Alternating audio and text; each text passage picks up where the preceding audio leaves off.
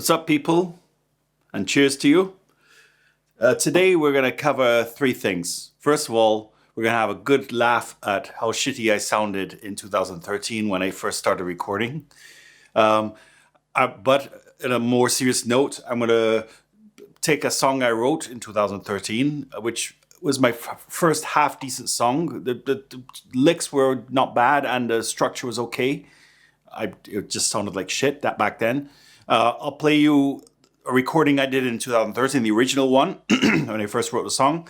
One about 8 months later when I learned a bit about mixing. And one recently, about 8 months ago, I just re-recorded the whole song again using my Kemper and using what I know now.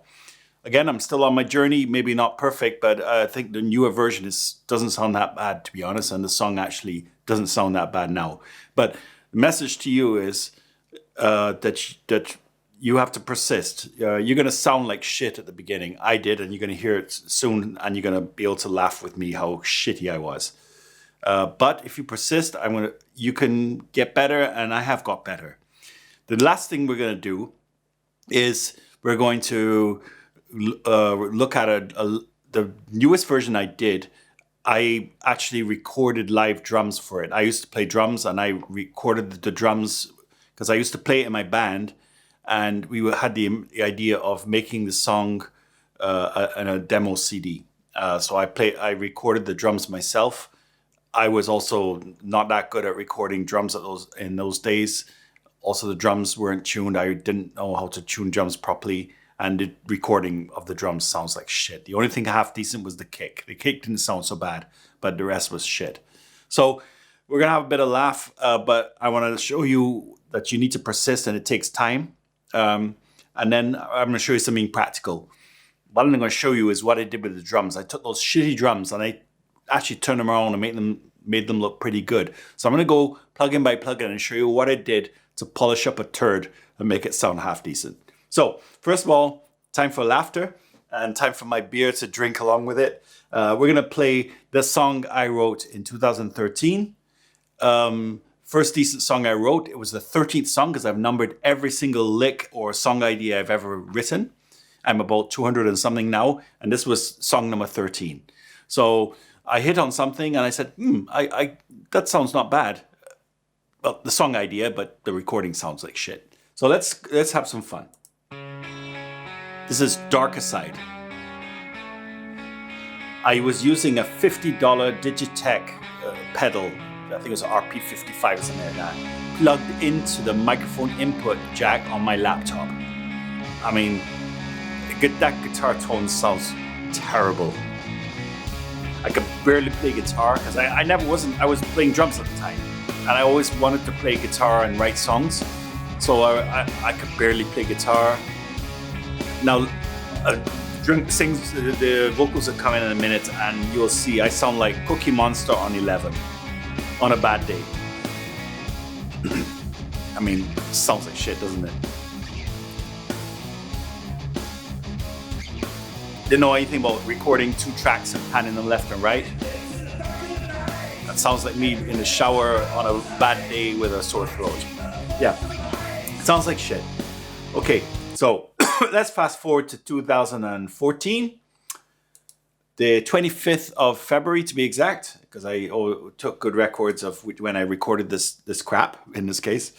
And let's see how that was Easy Drummer, a keyboard bass, a guitar through a $50 pedal, and into the headphone jack on my computer. So anyway, 2014, I think by then I had bought a USB interface, and I bought a Zoom G3 unit, which I still have, which had some half-decent tones.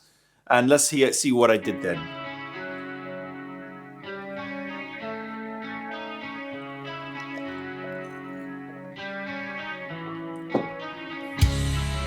So, a lot better there, better tone.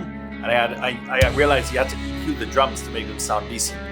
You can't just hit play on Easy Drummer, which I had at that time. Yeah. Drums were a little bit too dry and stuff, but a lot better than before. So,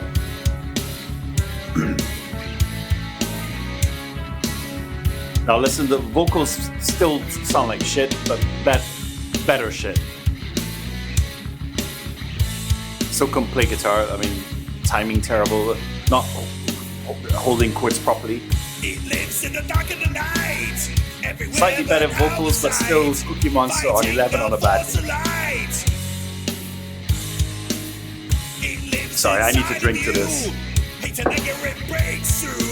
So, you got the picture. Now, 2019, I recorded this version because I wanted to just take that song idea, which I thought was never a bad idea. The lick was cool, I think. So this is what I did. I recorded everything in Kemper. I tuned the guitars up by half step because it was previously tuned to E flat.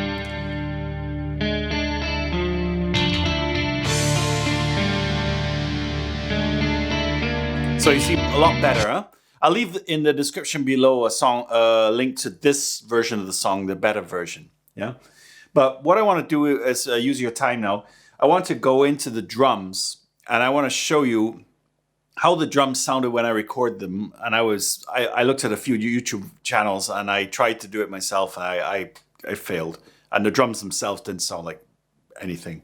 I want to show you how I turned some shitty drums into some pretty good drums. So there's a saying, you can't polish a turd. Well, I polished a turd here. So let's go. So first thing I did is I time aligned the drums. And here is where Glenn Fricker, if he was watching this, would cringe. So I actually could keep to a tempo, to a click pretty good. That's one thing I could do pretty good. But it's metal and it's modern. You have to make it on grid. So what I did is I used a technique where I took the kicks and the snare mic, and I made, if you look here, you probably can follow on screen here. I took a kick and the snare track and I panned one hard left and one hard right. Doesn't matter which one. And then I bounced those to a stereo track. So now I have a stereo track, which is a copy of the snare and copy of the kick, the snare top and kick. Stereo track, snare and kick on left and right. And then what I did is I selected all the drum tracks, including these scratch tracks which I created, and I grouped them. So whatever I did to one track, I did to all. And then there's a function in Reaper where you can basically write a stretch marker to transient. I'm not going to go into detail in this. I'm going to leave in the description below a link to a video that goes into that in great detail and tells you step by step what to do. But I'll just explain the basics. So you you write a stretch marker to every transient, and then you basically quantize to grid. And it quantizes, you have to go through the whole track and check if anything sounds wrong or if something is quantized in the wrong direction or whatever. And then you could just make some small manual adjustments. But it does 95% of the job for you, and it works quite well. So what I did is I quantized all the drums.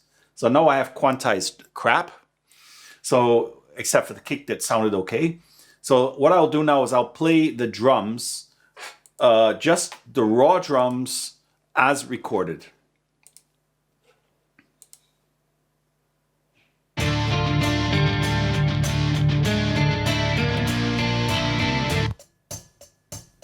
So that's the raw drum. The hi-hat sounds like a 30-euro hard hat, hi-hat. You can't hear the kick very well, but the kick is okay. The snare sounds like some crappy snare. It's just shit. Absolute shit is this. So now I'll show you how to polish a turd now. So we're going to go with the kick. Again, the kick was not so bad. What I did, I had a kick in and kick out. So I'll go through channel, strip by channel. So I had a kick out, I used drum leveler. Now what I did is, the kick is normally around 60 to 80 hertz. And I use drum leveler. What that does is it balances out all the hits, and it also has a built-in gate function. And you can set the frequency band where the gate works. So I set that up, and I'll solo the kick so you can hear it. For some reason it's not coming out, but okay.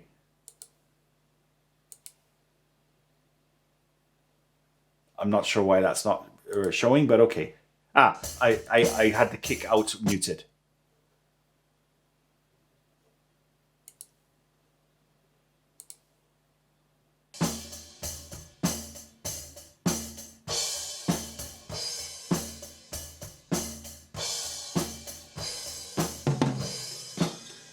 Now I see. Sorry. I got rid of the kicks completely and I just use a kick sample. So here's the kick sample. I lost patience with the kicks and I just used the kick sample. Sorry, Glenn. So now let's go to snare. So I had a snare top and snare bottom. Here's the snare by itself.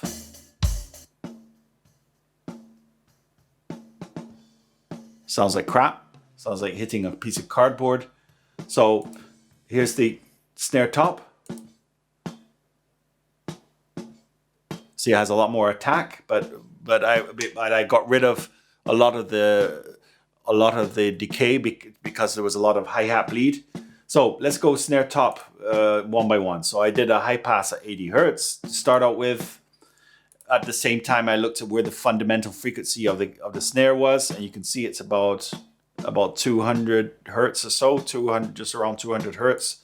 I used drum leveler, and you can see I also set the frequency width where drum leveler is basically gating the snare and also trying to level out the hits.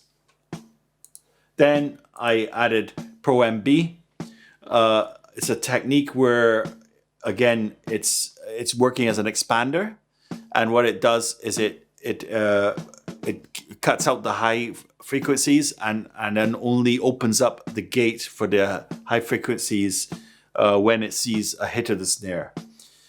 This was just in case I had a little bit of hi-hat bleed coming in. I'm going to leave in the description below a link to a video that talks about this technique, where they use this technique instead of drum leveler. I've used drum leveler and this together because I want to have the high frequencies coming through, but I also want to really gate the snare quite a lot. Next is I did use the Neutron 3 plugin. I used the snare definition preset, and that's basically adding a lot of attack to the snare. So next, snare bottom is exactly the same treatment as the snare top. I won't go through it. Then I added a snare sample. And on the snare bus, I need to go back over the track because it's gone to the end. So here's your snare sample.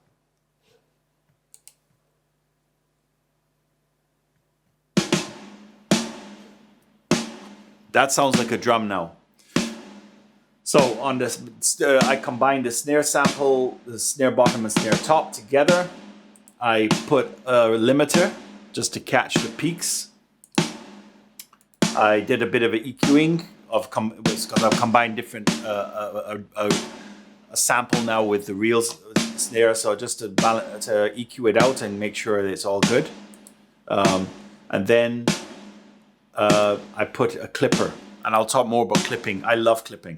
Clipping is like magic. What it does is it cuts the peaks of the snare and mostly snare and also sometimes the kick, because they poke through and they're like needles and they're killing your limiter.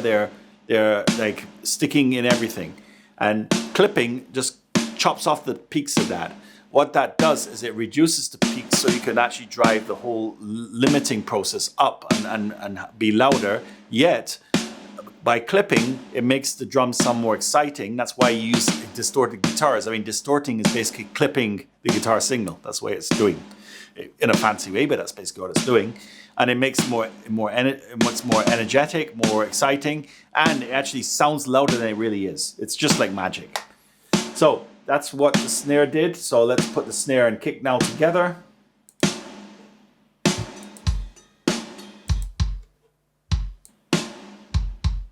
So that's starting to sound like a kick and a snare. So What I'll do is I'll just turn on the snare, the toms. I used a drum leveler and addictive trigger to add a sample to the toms, and I'll just turn that on now. What I also did is I stripped the toms. So what I did is every tom hit, I isolated it. So I cut out every piece of the track in between the hits, and I just faded in to the hit and faded out from the hit, so that I get rid of all that bleed and all that, and I don't have to worry about gating. I just strip out the toms. And then I use that stripped out toms to trigger a sample, and the sample is what I want to turn on now.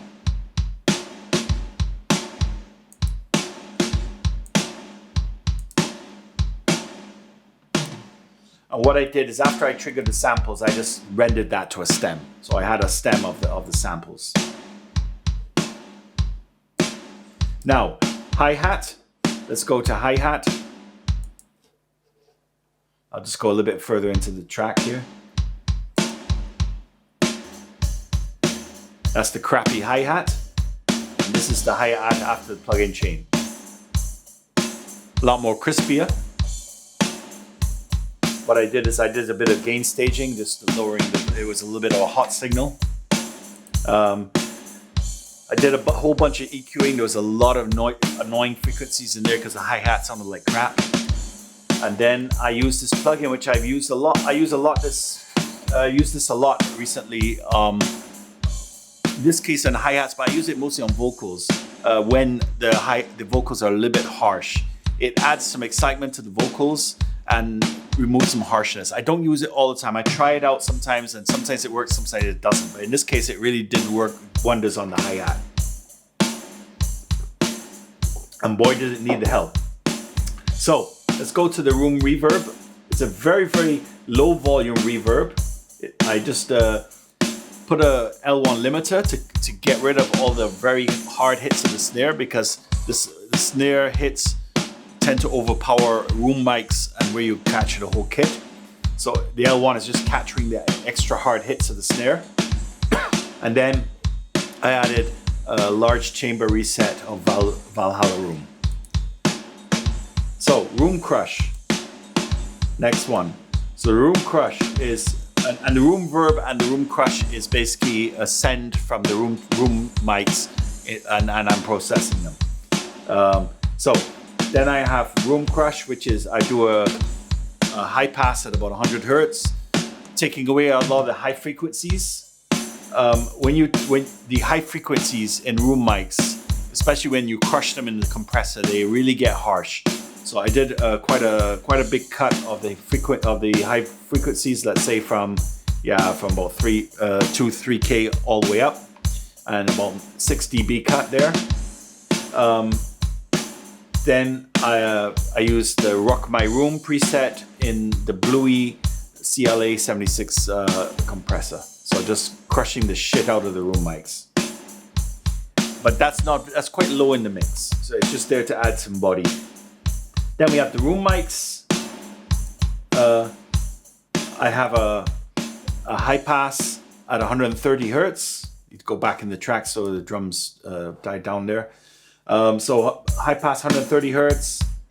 Then on the plug-in chain, I've got L1, again catching those very, very loud hits of the snare, just kissing the limiter.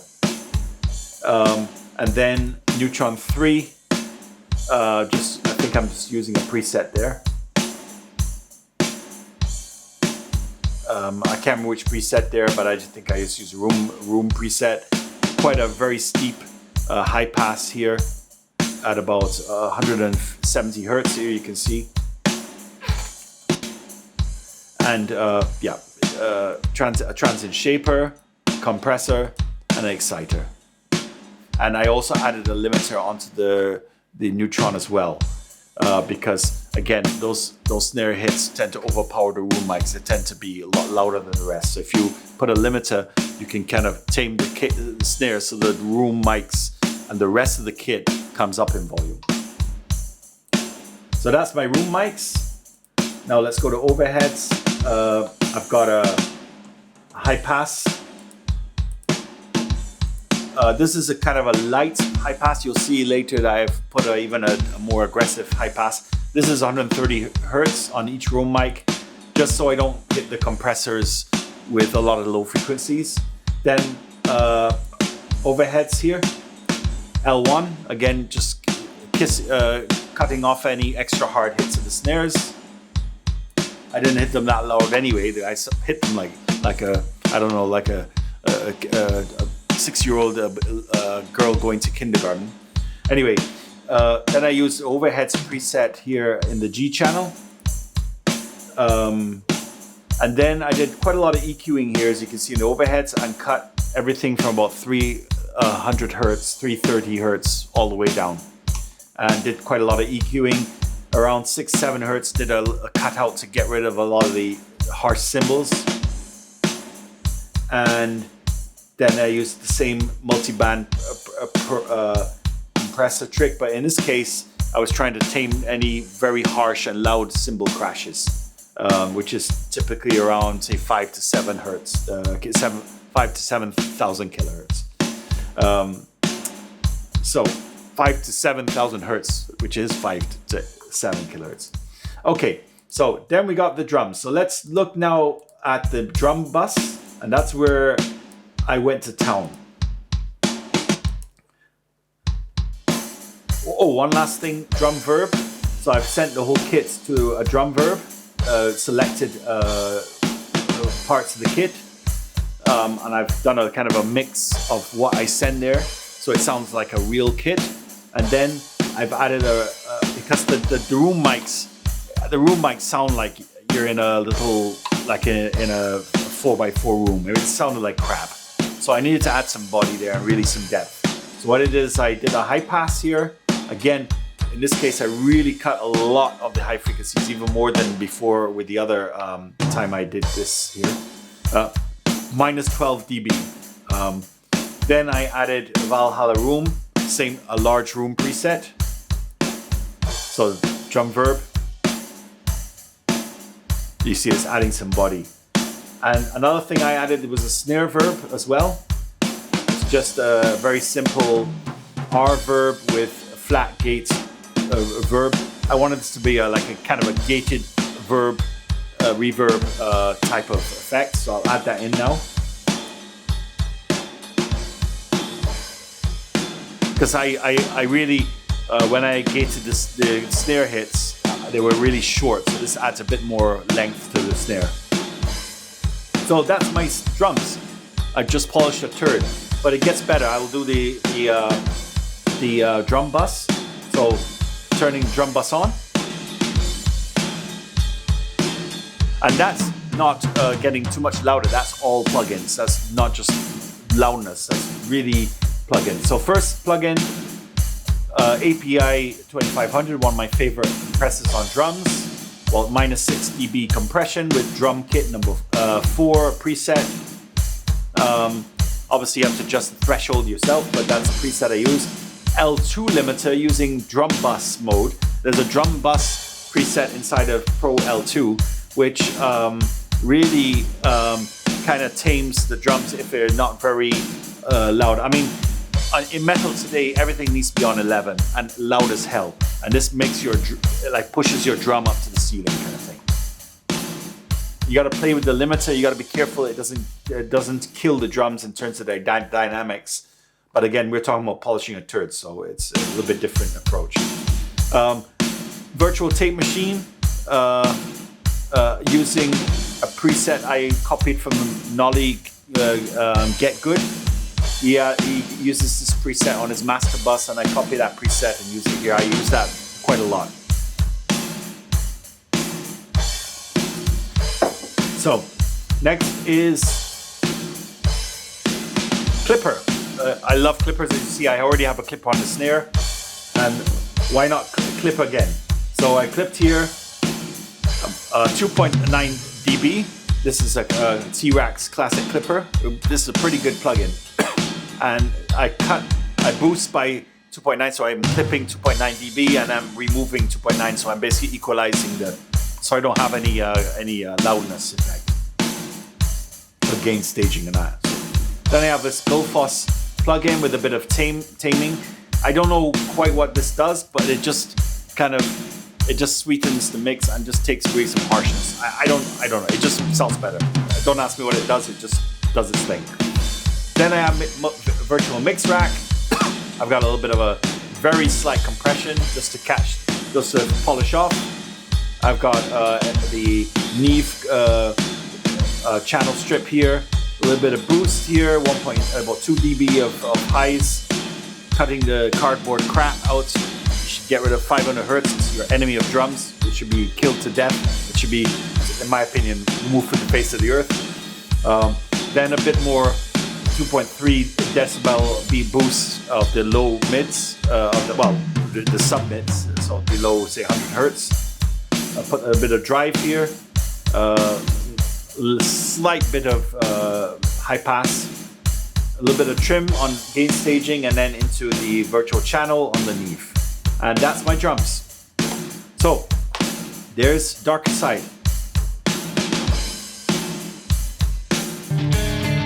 And that's the whole song. You see, I'm not sounding like Cookie Monster on 11 on a bad day.